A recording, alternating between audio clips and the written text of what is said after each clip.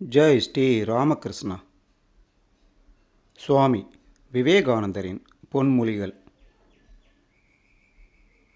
தற்காலத்தில் நம் நாட்டில் எத்தனை பேர் சாஸ்திரங்களை புரிந்து கொண்டிருக்கின்றனர்? பிரம்மம், மாயை, பிரகிருதி என்ற ஏதோ சில வார்த்தைகளை மட்டும் தெரிந்து கொண்டு மூளையை குழப்பிக் கொள்கின்றனர். சாஸ்திரங்களின் உண்மையான பொருளையும் நோக்கத்தையும் ஒதுக்கிவிட்டு வார்த்தைகளை மட்டும் பிடித்துக்கொண்டு சண்டையிடுகின்றனர். எப்போதும் எல்லா நிலையிலும் எல்லோருக்கும் உதவ முடியாவிட்டால் இந்த சாஸ்திரங்களால் என்ன பயன்?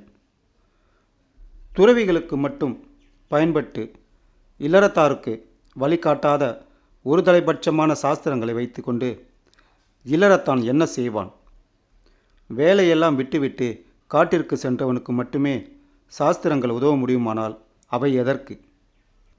தினசரி வாழ்வின் உழைப்பு, நோய், துன்பம், வறுமை இவற்றுக்கிடையில் பாவச் செயலுக்காக வருந்துபவனின் வெறுப்பில், தாழ்த்தப்பட்டவனின் சுய கண்டனத்தில், போர்க்களத்தில், அச்சத்தில், காமம், கோபம், இன்பம் இவற்றின் நடுவில், வெற்றி களிப்பில், தோல்வி துயரில், கடைசியாக மரணம் என்னும் அச்சத்திற்குரிய இரவில், அவை சாதாரண மனிதர்களின் இதயத்தில் நம்பிக்கை விலக்கேற்றாவிட்டால் பலவீனமான மனித இனத்திற்கு அத்தகைய சாஸ்திரங்களால் ஒரு பயனும் இல்லை.